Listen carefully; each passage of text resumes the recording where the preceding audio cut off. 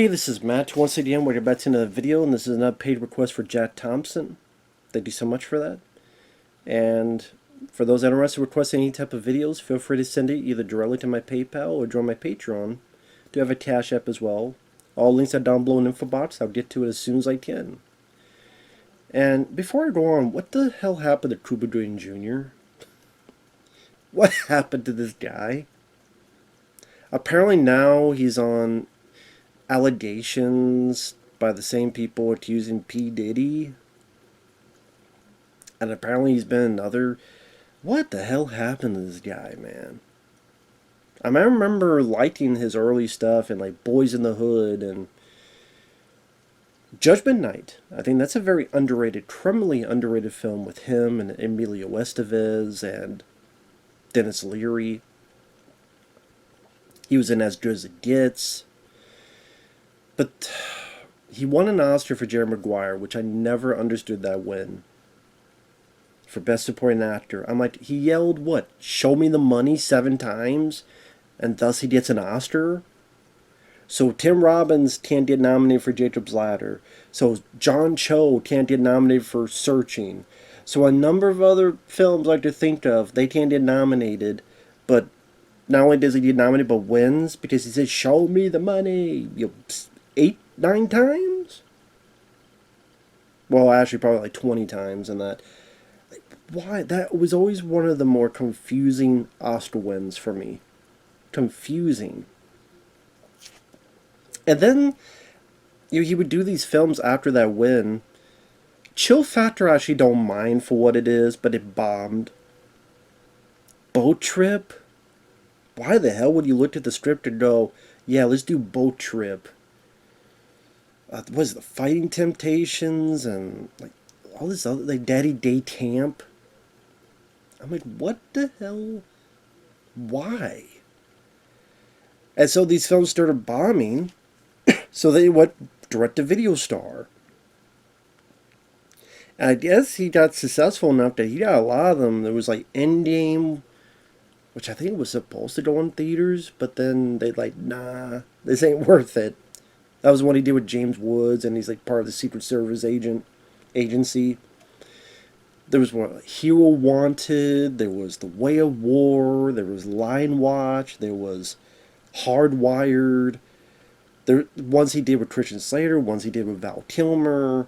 There's the one he did with Dolph Lundgren called One in the Chamber. There's one called The Hit List.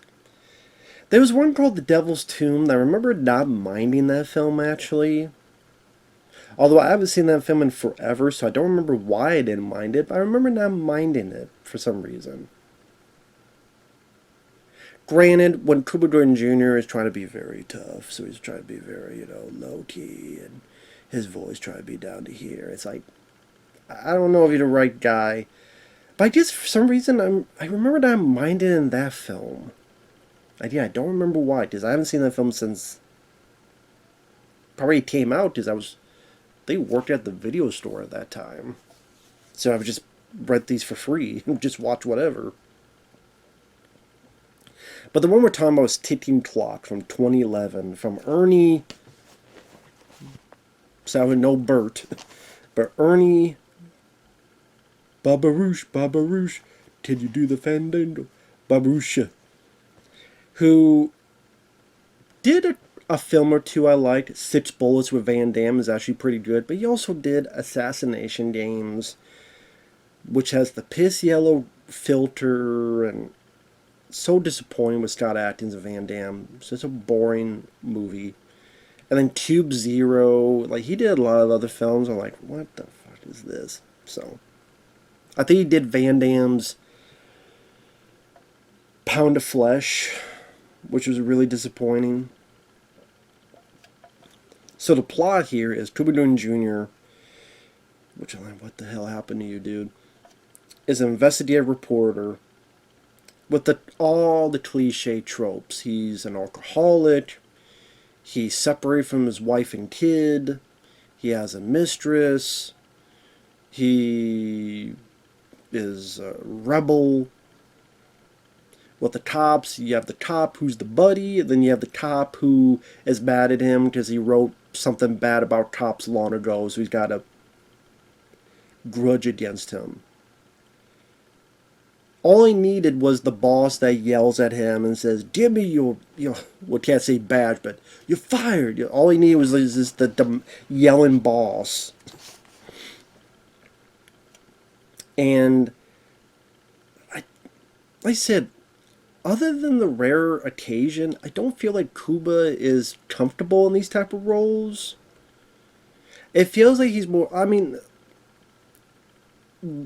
I look at Judgment Night, which is a thriller, action thriller, and he's felt much more comfortable in that, with his personality and how energetic he was.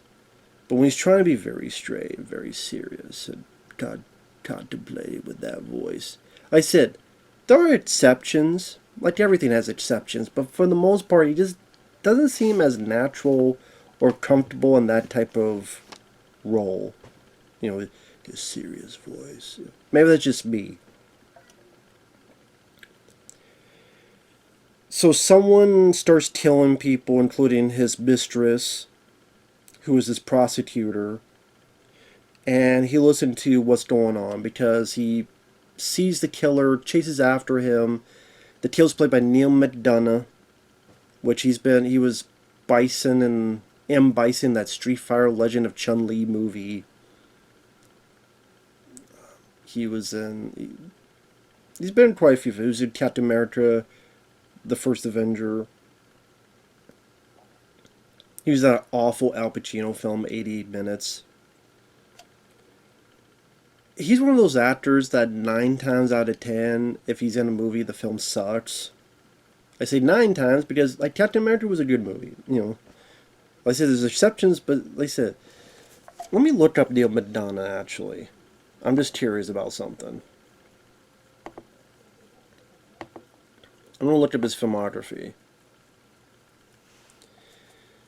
He was in film, largely like Start Your First Contact. You know, Ravenous I didn't mind.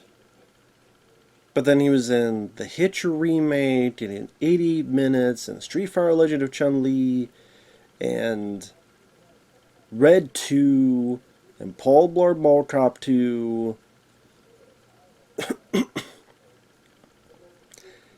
Oh, he was in Sonic, but he was also Resident Evil, Welcome to Raccoon City, Left Behind, Rise of the Anti... What the... The Left Behind with Kevin Sorbo. Holy shit. That's what I mean, like 9 times out of 10. It's like, oh, he's in this. Oh, but he's in this, this, this, this. It's like, oh shit.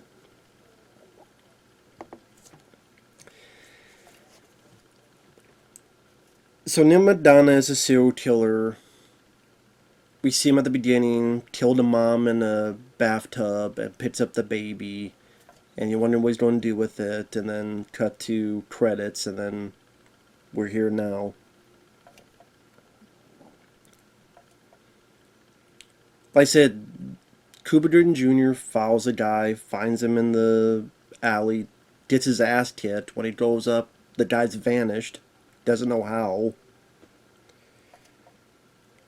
Talks to the cops, goes back, finds a journal.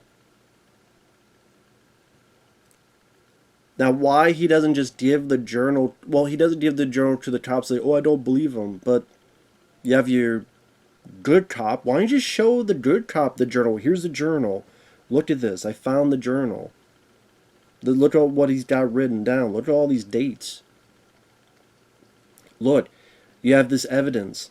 Now it says future victims. Bring it to the cops. Okay, you know what? Let's make sure and let's keep an eye on these 2 women. But that doesn't really happen. Even when he tossed to the cop with the grudge the first time, after the guys vanish and he goes back and the cops are talking, hey, what happened here? And you knew this girl. The cop thinks he made it up. And I'm sitting there going, wait a minute. During that situation, a bullet was fired. Can't you search for the bullets? and find the bullets and go, well, wait a minute. Okay, so there was a gun fired. Let's find this gun. Let's find this bullet. Okay, I got the bullet. Where did this bullet belong to? What kind of gun did it belong to? CSI would have figured this out within the hour. See, that's what Cuba needed. He needed CSI to help him out. Or CSI Miami. But he gets the help of the good cop later on. Now that he's got the journal and says, hey, here's a fingerprint. Could you find some people, look into it, and the fingerprint belongs to a boy, this orphan boy. And just you have a character just doing dumb things. You know who's next on the kill list, but you keep going to these places, so you implicate yourself and with all these people who are soon to be victims. And then lo and behold, they become victims. And then also at times the way it's filmed with like this brown, yellow, or orange, this filter. I don't really know why. It looks ugly as hell. It just looks ugly. It's a boring, routine film that doesn't have a whole lot of action. When it's there, it's very like shaky cam, or it's nothing that you don't remember. There's a point that Cuba tells them with a sketch artist, and they see what the guy looks like on the sketch. But then later on, Neal McDonough comes in pretending to be Cuba's lawyer, and like nobody notices, hey, that guy's face looks like the sketch this guy had. Like no one puts two and two together.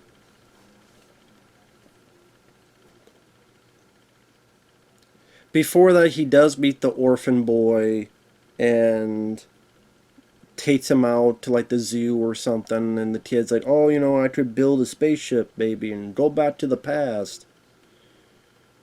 Which is a very specific thing to say. This is like halfway through the film, and I went, it's called Ticking Clock. Oh no, this is the plot, isn't it?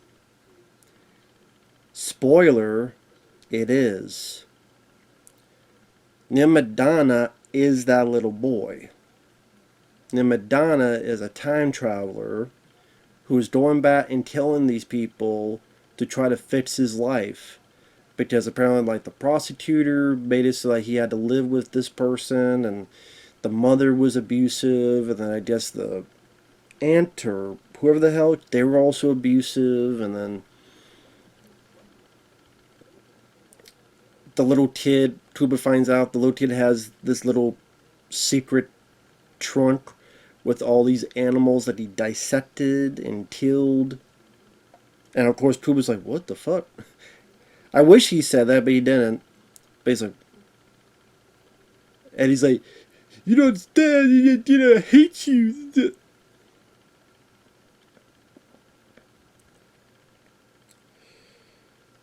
And it just goes from either Cuba trying to rescue this girl that falls into this bar, but then, of course, Neal killed her, and he just implicates himself, Cuba, like an idiot.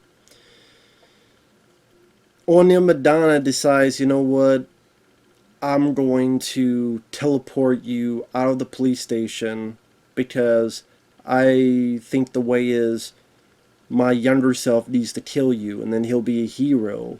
If he could be a hero, then my life will be better.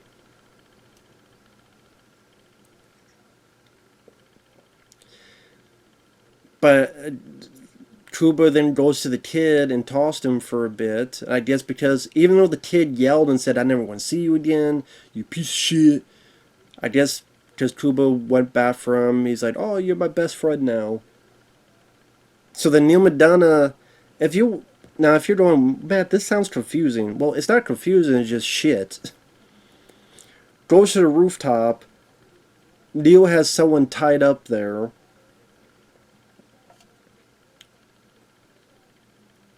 Cuba gets there, and then eventually the kid gets there.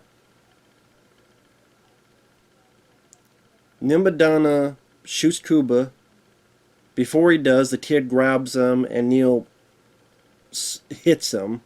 There's a bitch slap. Shoots Cuba in the chest, kills him. But then Neal kind of disappears. Then Cuba wakes up and is alive. The girl's tied up, she disappears, and Cuba looks over, and apparently when Neal hit the kid fell off the building and died. So I guess the idea, well, if he died as a kid, then he wouldn't be here to do all these things. So I guess like this is time kind of slowly fixing itself, so Cuba hasn't been changed yet. Goes down, hugs the kid, I'm sorry, that I couldn't help you. The time is set, but he remembers, and he even mentions, I don't know why I remember, and nobody else does. He's not wanted by the law anymore. The victims are alive, but the kid is also alive too. I'm like, wait a minute, how is the kid alive? And also, Cuba acts as if, hey, everything's fine. But isn't the kid still having his psycho tendencies? Isn't he still at this point, killing animals and putting them in a little trunk? But this time he's at a house, so I guess his mom wasn't killed, so he wouldn't be at the orphanage. But does that mean his mom is still going to abuse him and he's still going to be this psycho killer later on? So how was that changed? But Cuba acts as if everything's fine and the kid is out, he sees the kid and he's out taking garbage. But isn't he like, oh yeah, the mom's going to be... Are you not going to explain because you remember everything? I called the authorities and made sure he's taken care of and he's in hopefully a good home. None of that is talked about. None of that is explained. Apparently, somehow this time not only fixed everything, not only set everything back to where it was before the movie, where all the victims are alive, but also he's now welcomed back by his wife, which I don't know how the hell that works, Cuba. But and then the kid's like, he's fine. Like now his mom's not abusive. Well, you're not meant to think that. But if it's meant that it's going to happen over again, you'd think there'd be some kind of tense or some kind of dialogue of hope history will be changed. Cuba never mentions that. He would know what would happen, so you think he would go help. Like, no. This is like one of the worst, laziest endings in terms of writing. That makes no sense. I know time travel doesn't exist, but even then you're like, wait, the kid died, so that reset everything, but also now the kid's alive, and then... oh, it's happy, he's going to be fine, but isn't the whole cycle going to begin again because he's with the abusers? And if that was changed, the movie doesn't say that. It's like the writer went, well, I need to make it that Cuba's alive. I need to make it that the victims are alive. I need to make it that he's not chased by the cops anymore. But it'd be too depressing if a kid died. It's all fine.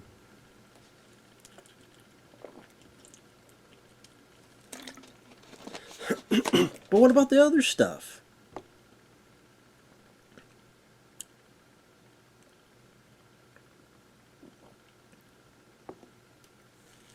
This is literally what it says in Wikipedia.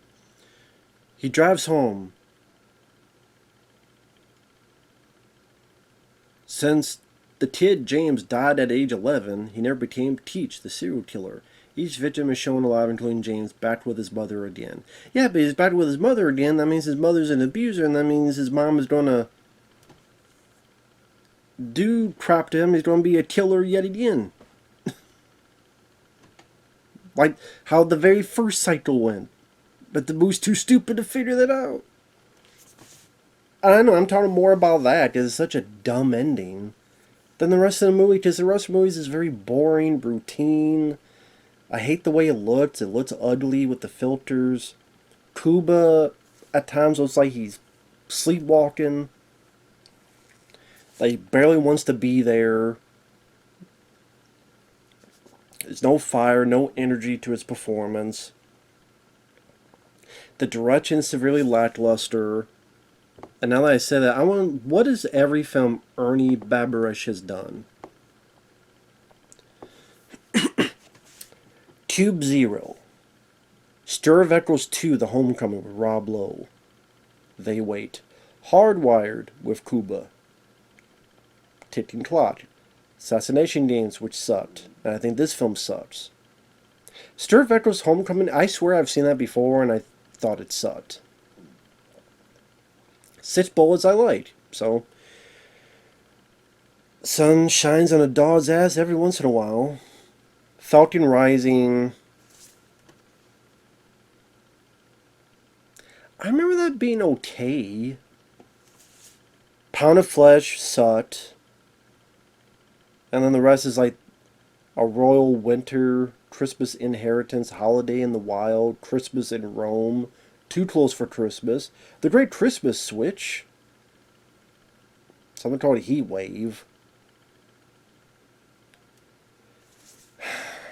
Not really a great director in my book. So with that said, I guess if you're a diehard Cuba Gooding Jr. fan, if there are any out there, I don't know if there are. But yeah, the movie's just, it's a routine, boring, with a stupid fucking ending that makes zero sense, no matter how you try to work it, even with time travel rules or whatever the hell it wants to do. We'll see you guys later. Bye-bye for now.